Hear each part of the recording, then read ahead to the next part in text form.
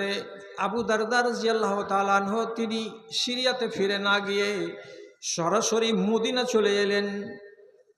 হজরতে উমর রাদিয়াল্লাহু তাআলা আনহু একে দেখতে পাওয়ার পরে জিজ্ঞেস করে বলছেন, হে আবু দারদা, সারাটা এলাকার মিলিটারিরা যুদ্ধের শেষে নিজের বাড়ি ফিরে গেছে, তুমি কেন বাড়ি ফিরে যাওনি? এখানে কিসের জন্য তুমি আবার বিদেশে চলে এসেছো? তখন তিনি আবেগের সাথে বললেন, হে খলিফাতুল মুসলিমিন, আমি কসম খেয়ে নিয়েছি যে ওই জায়গায় আর যাব না, ওই মানুষটার সাথে আমি উঠবো না আর বসবো না, যে মানুষটা নবীজির হাদিসকে অমান্য করে। কি হয়েছে? বলছে এই ঘটনা ঘটেছে। এবার হযরত উমর রাদিয়াল্লাহু তাআলা আনহু একখানা কাগজ হাতে করলেন আর কলম দিয়ে দুটো কথা লিখে দিলেন, আর দেওয়ার পরে সেই চিঠিখানা আবার আবু দারদার হাতে তুলে দিলেন, আর দেওয়ার পরে তাকে পাঠিয়ে দিলেন কোথায়? সিরিয়ায়। যাও আবু দারদা, তোমার মতো একটা নেককার মানুষ যদি কোনো এলাকায় না থাকে তো তাহলে সেই এলাকাটার কোনো মূল্য থাকে না, ওজন থাকে না, ধার থাকে না, ভার থাকে না। তুমি ওখানে চলে যাও এবং আমি যে চিঠিখানা দিলাম সে চিঠিখানা আমির মুআবিয়াকে সেখানে তুমি দিয়ে দিও, গভর্নর মুআবিয়াকে দিয়ে দিও। এই বলে চিঠিখানা দিলেন। আবু দারদা সেই চিঠিখানাকে যখন দিয়ে দিলেন হজরতে মুআবিয়ার হাতে, তখন হজরতে মুআবিয়া মাথাটাকে নিচু করলেন, আর করার পরে তিনি নিজের সম্মতি জ্ঞাপন করে বলছেন, আবু দারদা, তোমার সিদ্ধান্তটা ঠিক আছে, আমার সিদ্ধান্তটা ভুল আছে।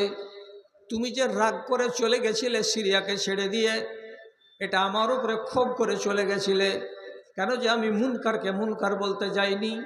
এটা হলো তোমার ইমানের জোশ, তোমার ইমানের জজবা। আমি তোমাকে সম্মান করি এবং তোমার যেটা দাবি সেই দাবিটা হযরত উমর রাদিয়াল্লাহু তাআলা আনহু সমর্থন করেছেন আর করার পরে আমার কাছে পাঠিয়ে দিয়েছেন। তার জন্য আমি এটাকে মেনে নিলাম, এটাকে সমর্থন করে দিলাম। আজ থেকে আপনার বিরোধিতা আমি করব না, আপনি আনন্দের সাথে আমার সাথে বাস করেন। তাহলে আপনারা তো জ্ঞানীগুণী এলাকার জ্ঞানীগুণী মানুষ, বুঝতে পারলেন চোখের সামনে যদি একটা মুনকার হয় তাহলে সে ব্যাপারে আপনার পদক্ষেপ কত দূর হওয়া উচিত। এখন এটার মূলে যদি আপনাকে তিনটা কথা বলি তাহলে আমাকে তাড়াতাড়ি করিয়েন না আর রাস্তা ঘেরিয়েন না। কি কথা? মসজিদে আজান পড়ছে, আপনাদের ইলামির বাজারে যে কোনো দোকান খোলা থাকছে, চায়ের দোকান, পার্টসের দোকান, মোবাইলের দোকান, আর কিছু দোকান, আর কিছু দোকান, একটাও দোকান বন্ধ হয় না। এইরকম একটা মানুষ পাওয়া যাবে না এই শহরের ভিতরে, এই গ্রামের ভেতরে, যে মানুষটা ওই চায়ের দোকানদারকে গিয়ে বলবে আজান পড়ে গেছে তারপরেও তোর দোকান খোলা আছে, কোন সাহসে? তোর ভেতরে ঈমান আছে না নাই? তুই যদি নামাজ না পড়বি তো দেশবাসীকে বেঈমান বানাবি কেন? দোকানটা বন্ধ করে দে, তাহলে হবে এটা কি? আর 10 জন লোক তোর দোকানে বসে বসে জামাত ছাড়বে না, নামাজ ছাড়বে না। এই করে আপনি কি পারবেন? সেই সাহস আছে? তৎক্ষণাৎ বলে দিতে পারবেন প্রতিবাদের স্বরে, বন্ধ করো দোকান, চলো আল্লাহর ঘরের দিকে? পারবেন? পারবেন না। তার মানে কি আপনি তাহলে মুনকারকে সমর্থন করেন? আপনি বলছেন আমার ক্ষমতা নেই। ক্ষমতা নেই তাহলে একটা কাজ করতে পারবেন? আমার ভাই মাদানী সাহেবকে আমি সাক্ষী করে বলছি, রাসূলুল্লাহ বলেছেন মুনকারকে হাত দিয়ে রোধ করো। হাত দিয়ে যদি রোধ না করতে পারো তাহলে মুখ দিয়ে রোধ করো। মুখ দিয়ে যদি রোধ করতে না পারো তো অন্তর থেকে ঘৃণা করো। আপনি অন্তর থেকে ঘৃণা কি করে করবেন? সন্ধ্যাবেলায় চা খেতে আসবেন, চায়ের দোকানের নাম মহবুল হোসেন, আপনি ওর দোকানকে ছেড়ে দেন, যে অন্য দোকানে যান। আপনাকে জিজ্ঞেস করবে, চাচা প্রতিদিন আমার দোকানে চা খাও, আজকে আমার দোকান ছেড়ে চলে গেলে অন্য দোকানে কেন? আপনি পরিষ্কার বলুন, তোকে ঘৃণা করি, তোকে ঘৃণা করি, তোর আচরণকে ঘৃণা করি। নমাজের টাইমে তোর দোকান বন্ধ হয় না, মাগরিবের টাইমে তোর দোকান চলে, তাহলে তোর মতন বেঈমানের দোকানে যদি আমি বসি তাহলে তোকে সমর্থন করা হবে? হাদিস বলছে রাসূলুল্লাহর জালেকা আযআফুল ঈমান, এটা হলো আপনার দুর্বল ঈমানের পরিচয়। আপনি কি এই দুর্বল ঈমানের পরিচয় দিতে পারবেন? পারবেন না, তার মানে আপনি হলেন সমর্থনকারী। তাহলে একটা কথা শুনুন, যারা চোখে মুনকারকে দেখে এবং দেখার পরেও তাকে রোধ করার কল্পে কোনো ব্যবস্থা গ্রহণ করে না, এদের বিধান কি? এদের বিধানটা কি বলা যায়? ওলামায়ে দ্বীন, বিশেষ করে আজকের জমানার যারা আন্তর্জাতিক খ্যাতিসম্পন্ন এবং বিগত দিনে যারা আন্তর্জাতিক খ্যাতিসম্পন্ন ওলামা, সৌদি আরবের মুফতিগণ, তিনারা বলছেন লুআইনাল্লাযীনা কাফারু আলা লিসানি দাউদ, নবী দাউদের মুখের দ্বারাই তাদের উপরে লানত নাজিল হয়েছে। ঈসা নবীর দ্বারাই তার মুখ থেকে তাদের উপরে লানত নাজিল হয়েছে। কেন নাজিল হয়েছে? যে তারা লা ইয়াতানাহাউনা আনিল মুনকারে, এরা মুনকার সম্বন্ধে কাউকে বারণ করতে যেত না।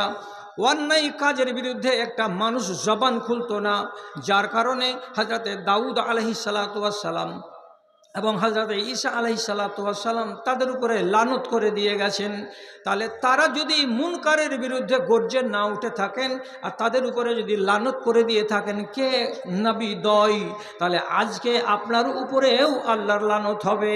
কেন লানত হবে? যে আপনি মুনকারকে বন্ধ করার কল্পে সামান্যতম চেষ্টাটাও চালান নাই, আপনি নীরব দর্শক হয়ে বসে থেকেছেন, তার মানে আপনি ওই মুনকারকে সমর্থন করেন। লানত পড়বে যদি কেউ এটার সম্বন্ধে সজাগ না হয়। সবাইকে সজাগ হতে হবে। আর আর কথাটা বলছি কি, যদি ভুল হয় তো আমাকে ধরিয়ে দেন, আমি শুধরে যাব। আল্লাহ পাকের নবী বলছেন ইন্নাল্লাহা লা ইউআযিবুল আম্মাতা বিআমালিল খাসাতে, আল্লাহ রাব্বুল আলামিন কোনো বিশেষ একজন মানুষের গুনাহের কারণেই সারাটা ইলামি তারানগরের মানুষকে আযাবে গ্রেফতার করবেন না। চারটা লোক আছে নষ্টা, এরা বজ্জাত। এই চারজন লোকের অন্যায়ের কারণে নবীজি বলছেন সারা গ্রামকে আর সারা অঞ্চলটাকে আল্লাহ তাআলা ধ্বংস করে দেবেন না। করছে চারজন, আর এখানে 40,000 মানুষ বাস করে, এরা তো মন্দ করে না। তবে হাদিসের পরে অংশটা কি আসছে? ইল্লা আন্নাহুম কাদিরুনা আইয়ুনকিরুহু ফালাম ইউনকিরু। আল্লাহ তাআলা চারজন অপরাধীর দাঙ্গাবাজের কারণে সারাটা দেশকে নষ্ট করে দেবেন না, আযাব দেবেন না। তবে দিয়ে দেবেন কখন? যখন সেই দেশের মানুষেরা ওই দাজ্জালগুলোকে, ওই শয়তানগুলোকে, ওই মারদুদগুলোকে, ওই সমাজের কীটগুলোকে এরা রুখে দিতে পারবে, এদের হাতকে বেঁধে দিতে পারবে, এদেরকে শাসন করতে পারবে, এদের শায়েস্তা করতে পারবে। অথচ তারা যদি শায়েস্তা না করে, তারা যদি নীরব ভূমিকা পালন করে, তো নবীজি বলছেন হাল্লা আলাইহিমুল আযাব। তখন চারজন লোকের গুনাহের কারণে সারা দেশের মানুষের উপরে আল্লাহর আযাব হালাল হয়ে যায়। সারাটা দেশের মানুষকে তখন আযাব পোহাতে হয়।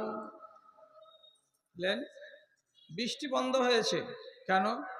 ওই যে গ্রামে 15 থেকে 20টা ছেলে আছে আর মেয়ে আছে এমন লম্পট, যারা ব্যভিচার করে। বৃষ্টি বন্ধ হয়ে গেছে কিসের জন্য? যে এই গ্রামে 20টা লোক এমন আছে যে যারা যাকাত আদায় করে না, বাকি 80টা লোক এরা ঠিকঠাক আদায় করে।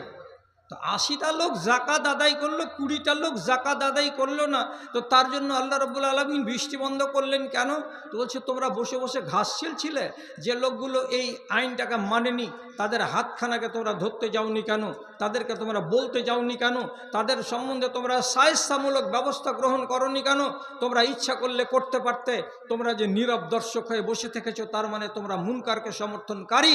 অতএব ওরা যদি 20 জন লোক অপরাধী হয় মুনকার করে, তাহলে তোমরা 80 জন লোক মুনকারকে সমর্থন করেছো, মৌন সমর্থন করে তোমরা সমান ভাগীদার, তোমরা সমান মুজরিম। অতএব আল্লাহ তাআলা তোমাদের উপর থেকে বৃষ্টিকে উঠিয়ে দিয়েছেন। এটা আল্লাহর আযাব। মানতে পারবেন না, বড় কষ্ট হবে। এটা কিন্তু মানতেই হবে। যেখানেই মুনকার দেখা যাবে আর যেই জায়গাতে যেই টাইমে দেখা যাবে, সেই টাইমে আপনাকে প্রতিবাদ করতে হবে। হযরত আব্দুল্লাহ বিন উমর চিরজীবন ওযু করতেন। তো উনার ওযু করার নিয়ম হলো কি, চোখের বাহিরে পানি দিয়ে ধোয়া নয়, চোখের ভিতরে পর্যন্ত পানি পৌঁছে দেওয়া, এটা উনার মশলা। কথা বুঝছেন ভালো করে? চোখের ভিতরে পর্যন্ত পানি পৌঁছাতে হবে, না হলে ওযু হবে না। এই জন্য তিনি প্রত্যেক অজুর কালে চোখে পানি এমন করে চোখটাকে খুলে পানির ছিটা দিতেন, দিয়ে চোখের ভেতরে পানি পৌঁছাতেন, আর এই করে ওযু করতেন। শেষ বয়সে বেচারি দু চোখের অন্ধ, আর দেখতে পাচ্ছেন না। তিনি হেল্পার নিলেন, সহযোগী নিলেন কাকে? একজন প্রসিদ্ধ তাবেঈ, তার নাম মুজাহিদ রাহিমাহুল্লাহকে। উনি কোনো গ্রামে যেতেন তো সাথে আছেন কে? তো মুজাহিদ। উনি কোনো মসজিদে গেছেন, এখান থেকে ওই গ্রামে সাথে আছেন কে? তো মুজাহিদ রাহিমাহুল্লাহ। সর্বত্রই সব জায়গায় তিনি মুজাহিদ রাহিমাহুল্লাহকে সাথে করে নিয়ে সঙ্গী হিসাবে যেতেন। একদিন হাঁটতে হাঁটতে হাঁটতে হাঁটতে বাড়ি হলো ইলামি। উনি চলে গেছেন 12 কিলোমিটার দূরে পাকুড়ের এলাকায় কোনো একটা মসজিদে। চলো ভাই, আজান পড়ে গেল তো যাই, আমরা নামাজ পড়তে যাই। মসজিদে গিয়ে জোহরের নামাজ পড়বেন বলে অজু টজু করে ভিতরে ঢুকছেন, তো এমন সময় হঠাৎ করে একটা নতুন কানুন উনি দেখতে পেলেন। কি দেখলেন? জোহরের আজান এবং একামতের মাঝখানে নামাজটা কায়েম হবে, তার মোটামুটি 5-7 মিনিট আগে একজন লোক আবার নতুন করে বলছে, আসসালাত আসসালাত, কিংবা হাইয়া আলাস সালাহ হাইয়া আলাল ফালাহ। এটাকে আরবি ভাষাতে বলা হয় তাসবিব। ফজরের আজানে আসসালাতু খায়রুম মিনান নওম, এটা স্বীকৃত। এছাড়া কোনো আজানে এইরকম শব্দ আর বলার নিয়ম নীতি রীতি হাদিস সমর্থিত নয়।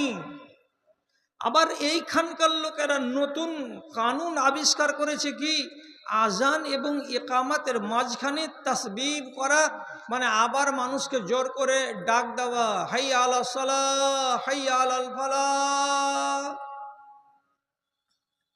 আজানের পরে আবার এই দুটো বাক্য বলে মানুষকে সচেতন করা, সাবধান করা,